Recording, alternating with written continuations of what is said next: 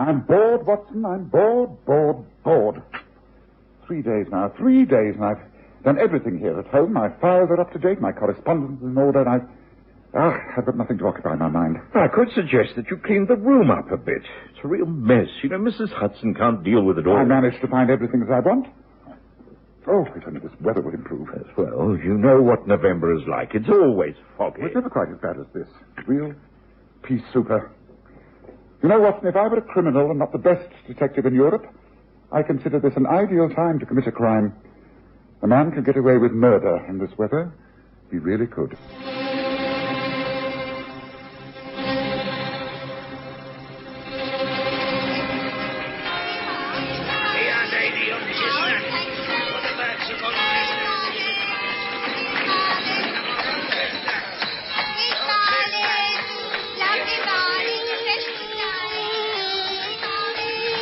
We present the stories of Sherlock Holmes.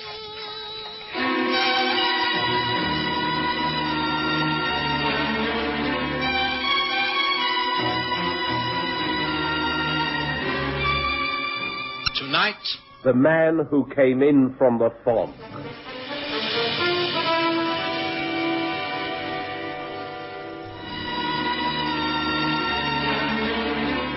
For a whole week now, the fog had enshrouded London like a thick white blanket. It was quite impossible to get out and about.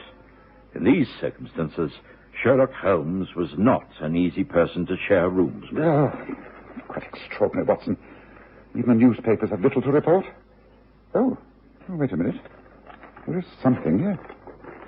Strange that it should be hidden away like this. Oh, well, what is it, Holmes? A convict has escaped from Spotsford Infirmary. Oh, well, it's not a hospital or a prison. It's a mental institution, isn't it? I distinctly remember it as a place where they put prisoners whom they think are unbalanced, a sort of criminal asylum. Yes, it's situated just outside of Winchester. I remember now. I had a patient who ran foul of the law and was sent there. What a miserable fate. Oh, what does it say, Holmes? Well, I'll try to be brief. It's reported that Conrad Muller, an Austrian convict, made a daring escape from Spotsford Infirmary a few days ago. It's believed that he's now in London. Reliable sources say he's been seen in the district of Paddington Station 2 nights ago. He's a large man, 6'2" in height, fair hair, blue eyes, bushy moustache. Speaks good English.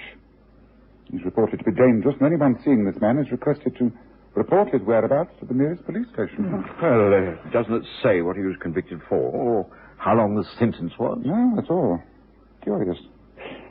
Well, I confess I should be extremely puzzled as to how to go about tracing that man. As I've said, in these foggy conditions, it's practically hopeless. Of course, he'll be in hiding, and he'll seek the company of men who speak his own language. Wales, of course, has a very large percentage of German-speaking people. Yes, I've tried the cheap restaurants in that area, but... Oh, well, I'm not in charge of the case. I shall leave it all for our old friend, Inspector Thorne. There's nothing for it but to settle down by the fire, smoke a pipe or two, and practice on my violin. Here, Watson, you take the paper. Oh, thank you. There's news of another Austrian. The famous pianist Greta Bramstein is to hold a recital at the Kingsway Hall. Program of Chopin, Brahms, and Mozart. That should be quite delightful. Shall we try to obtain tickets, Holmes? Yes, why not? We'll give us something to look forward to. Excuse me, sir, but would it be possible to spare me a few minutes? Yes, of course, Mrs. Hudson. What is it? Is something wrong? Not with me, sir. It's my brother, Fred. You remember. You've met him several times. He runs a sort of boarding house in the old Brompton Road. Well, he's walked here, all the way in the fog. Could you see him for a minute? Well, if he's walked all that way, how can I say no? Yes, tell him to come in. Right, thanks ever so. Fred, you can come up. Right, you are. Good morning, Mr. Holmes. Dr. Watson. I'm sorry to disturb you like this. Not at all, Fred, not at all. Something must be worrying you. Come, take a seat by the fire. Would you like some coffee? It's still quite fresh. Oh, no, thanks. I'll just have some in the kitchen. Well, I'll clear the things away then. No, you don't be taking up too much of this gentleman's time, Fred. I'll be downstairs when you're finished. I've got a lot to do. Oh, things get so darn mucky in this weather. Well, now, Fred, What is it that you want to talk about? Well, it's a bit awkward, like. I don't quite know if it's worth wasting your time, but the fact is that, well, I run this boarding house, as you know. It's a very respectable place. The missus started it when she passed on. Rest her soul. I took over. I've been at it for some years now. It suits me. I'm no longer young, and it gives me something to do, and it pays me way. Well, a couple of nights ago, I answered the door. It was a young man standing there. You say that you have no vacancy, sir. Sorry, we're full up. We've been for some weeks. Who put you on to me? Oh, the cafe at the end of the road. They said you took in boarders. Well, I'd like to be able to help you. The fact is, well, you seem in rather a bad way. I'm quite desperate. I have money. I can pay in advance. I will accept anything just for a few days. Well, there is a top room, a sort of attic. I can't say it's all that comfortable, but I suppose I could put a trestle bed up there. Yeah? There's not much space to hang things.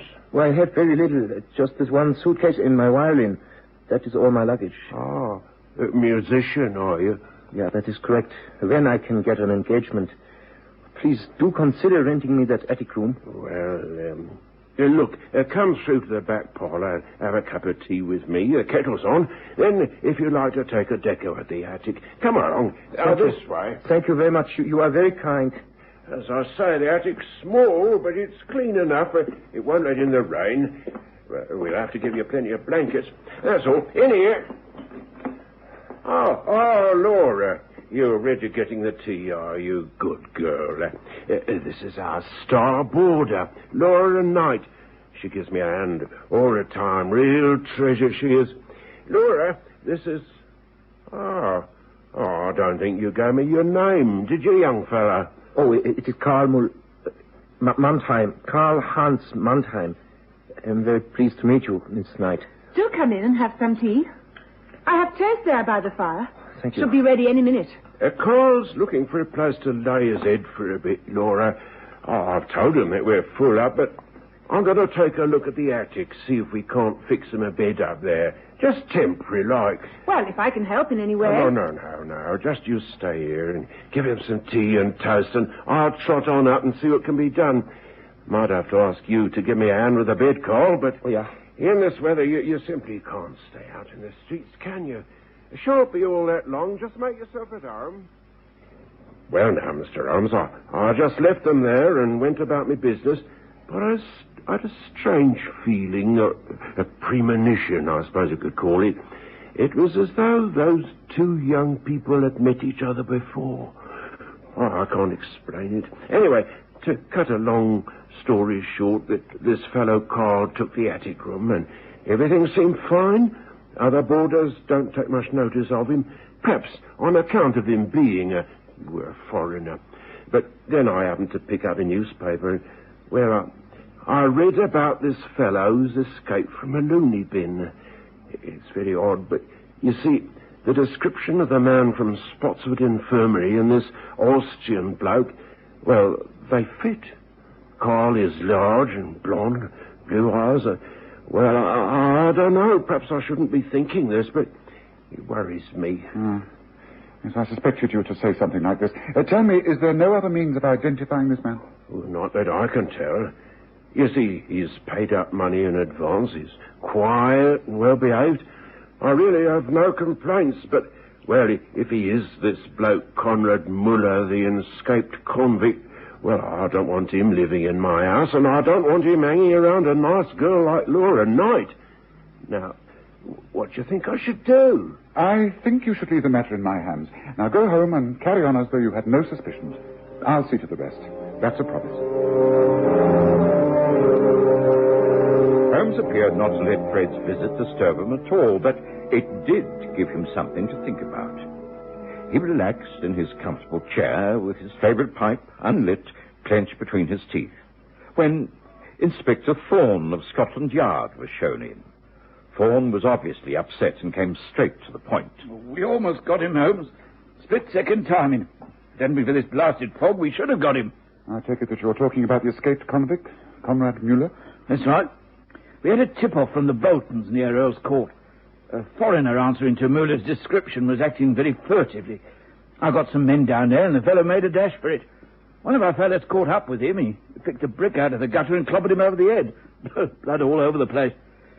I don't doubt that it was Muller. Big and blonde.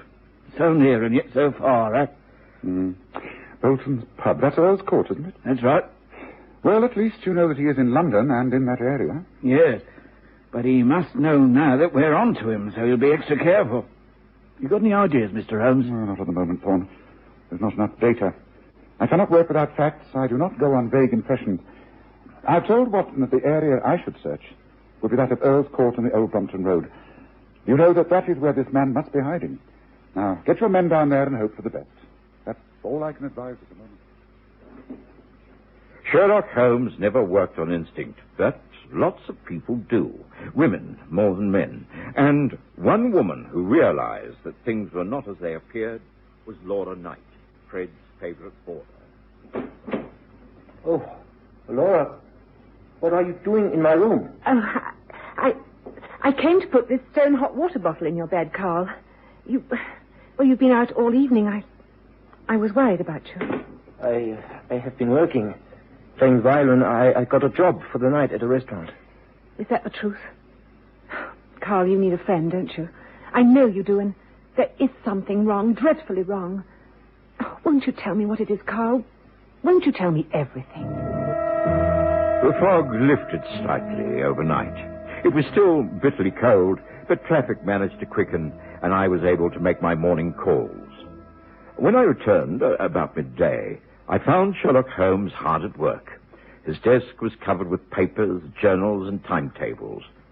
He appeared quite unconcerned about the mess he was making. Mrs. Hudson bustled in with a luncheon tray. Oh, Dr. Watson, I didn't know you'd be back. I've just got Mr. Holmes some light lunch. Liver and bacon. Do you want some? It won't take a minute. You can have mine, Mrs. Hudson. I'm not hungry. Oh, well, that says enough for the two of you. Here you are. Oh, and there's a gentleman to see you, Mr. Holmes, and Mr. Cartwright. Wouldn't state his business, but he's in a bit of a hurry. Oh, then show him in, Mrs. Hudson. Show him in. Very good. But I do think food comes first in this sort of weather. Just hold on a minute. Come this way, please, sir. Thank you. Thank you very much. Thank you. I must apologize for this intrusion. You are Mr. Holmes? That is right. And this is my trusted friend and colleague, Dr. Watson. How do you do? Pleased to meet you. I'm Basil Cartwright. I know I should have made an appointment, but, well, the fact is that I acted on the spur of the moment. I have a problem, and I think you may be able to advise me. Well, please, do sit down. Throw those books onto the floor. That chair is really quite comfortable. Thank you. I'll come straight to the point. You have heard of Greta Bremstadt? The Austrian pianist. Yes, of course. She's due to give a recital here. Watson and I hope to go. That is correct. Well, I'm her manager. I'm promoting the season, and I hope to take Fräulein Bremstadt to the States later on. Now, I don't know how much you're aware of the difficulties in looking after famous personalities, Mr. Holmes, but it isn't easy. Temperaments, that sort of thing, they can be one handful. Yes, so I believe. Do carry on. Well, I just can't afford anything to go wrong. I don't want Greta upset in any way. But just recently, we've been having some disturbing correspondence. Here, take a look at this. It's the usual type of anonymous note. Pasted letters stuck on a plain paper. But it's a nasty note. This will be your final performance. You will not play again. For tonight, you die. Have you had other notes like this? A couple. They were sent to the Kingsway Hall. I open all correspondence. I called the others up. Thought it was just a silly joke, but, well, I guess it's better to be careful, so I came to you. I just can't afford to take chances. Why didn't you go straight to the police? I don't want any unwelcome publicity. The British police are rather more tactful than you think, Mr. Cartwright. I would advise you to go to my friend Inspector Thorne of Scotland Yard. I am just a private investigator. What you need is the protection of the law. Fräulein Bremston must have a personal bodyguard day and night. Only the police can provide that. I see. So you judge that this is a serious matter? Oh, yes, I do. Very serious. There is a telephone on the wall over there. Bow Street is the nearest office. They will give you all the information you need. I advise you to act at once.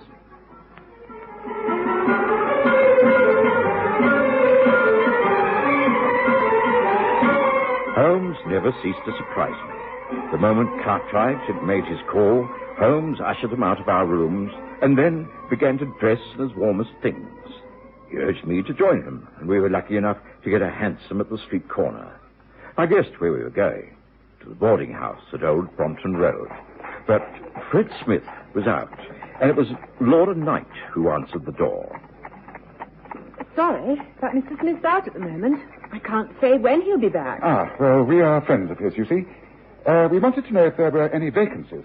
I understand that he's even renting out the top attic. Is that occupied? Oh, yes. A young Austrian man has it. His name is Karl Mannheim.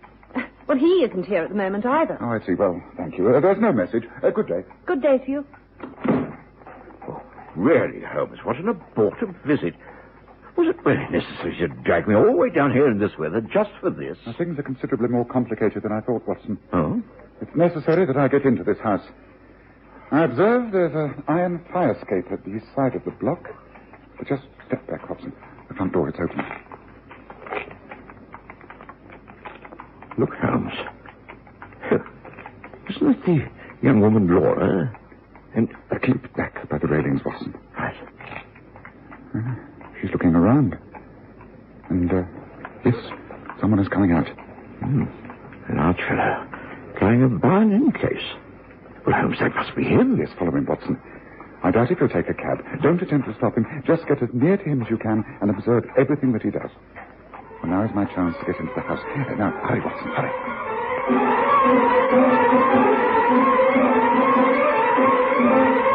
I did exactly as Holmes instructed. I hurried forward, and for some time I managed to keep him in sight. He was an easy man to follow, and the only one in the street who was carrying a violin case. But at the corner of Brompton Way, he suddenly disappeared.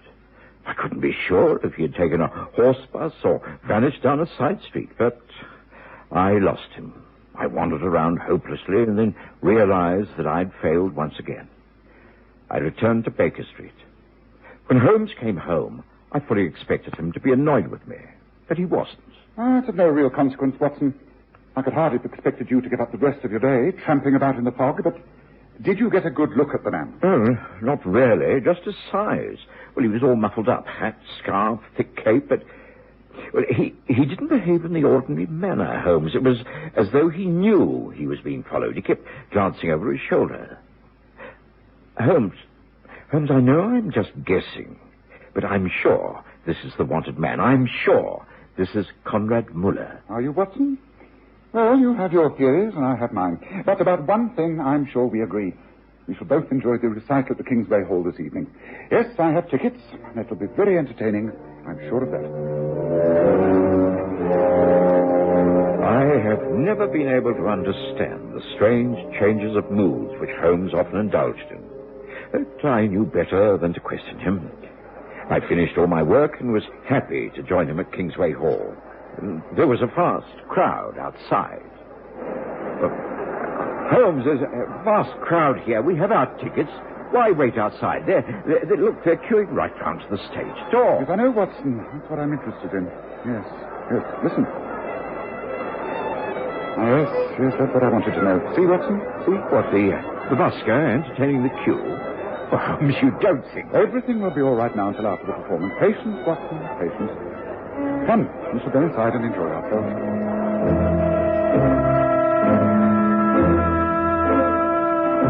We did enjoy ourselves, and Greta Bremstan excelled herself. Seldom have I known the piano played with such sensitivity. She was not only technically perfect, but was able to judge each composer with the correct emotional strength. I forgot my worries, became absorbed in the performance, and eventually joined in the rapturous applause with the greatest enthusiasm. But Holmes took my arm. He swiftly led me out of the hall and round to the stage door. It seemed that we waited for hours. The crowd was excited, expectant. The doors opened, and Greta Bremstan appeared. Here she is, Holmes. Here she is. Stand back. Let the lady get her cab. Stand back. Thank you. Thanks for everyone. Thank you. I'm sorry. No autograph. Sorry. Please. Oh, please. No autograph. Let the lady get her cab. Please. What's up? What was it? There, this way. Don't knock back down. Rub it out. Look into there.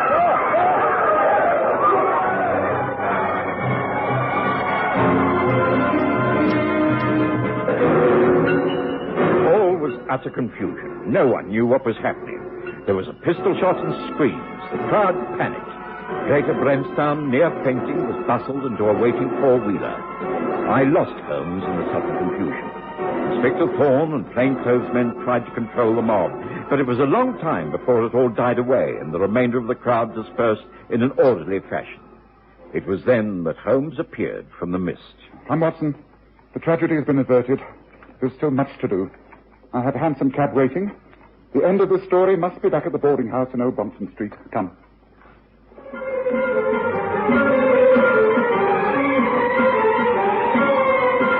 It was clear that an attempt had been made on the life of the famous Austrian pianist. Who was responsible was not known. I followed Holmes quite blindly, but realized that Inspector Thorne's men were also with us.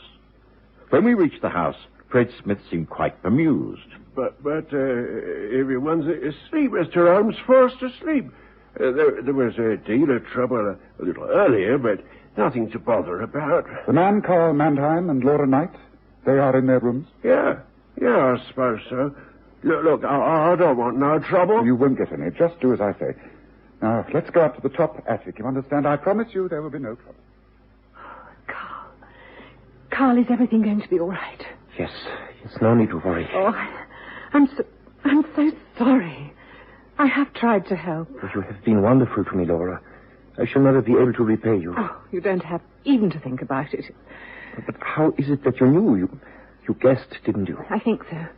I don't know. I just knew that you were in trouble and that you needed someone. Thank you. Thank you, Laura. He is waking. There will be no more trouble tonight. And in the morning, well, you must leave that to me. Now go to your own room. Try to sleep. We'll talk again later. Please go. I'm so sorry to interrupt. But believe me, this is the best thing. You have to face facts. Your brother must be handed over to the police. You realize that, don't you?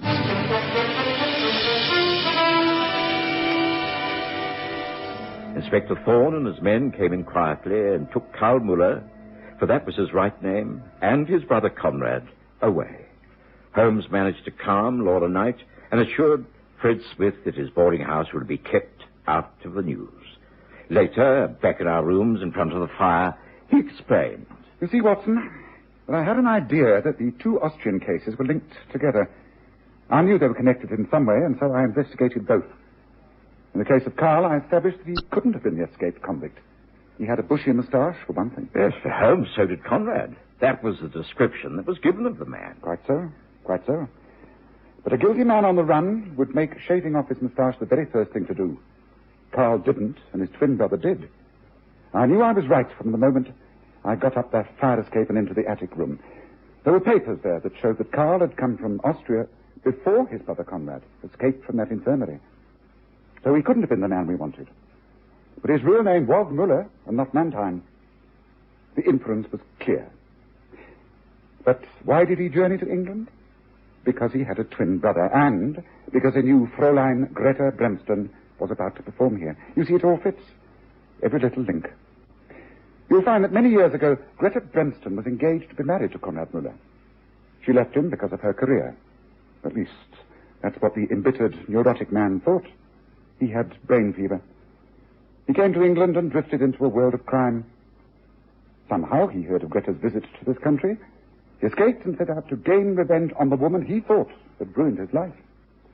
His twin brother came over to try and help, and he did.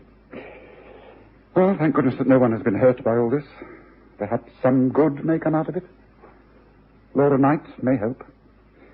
If she and Carl find happiness, then these foggy days we've been through won't be so bad after all.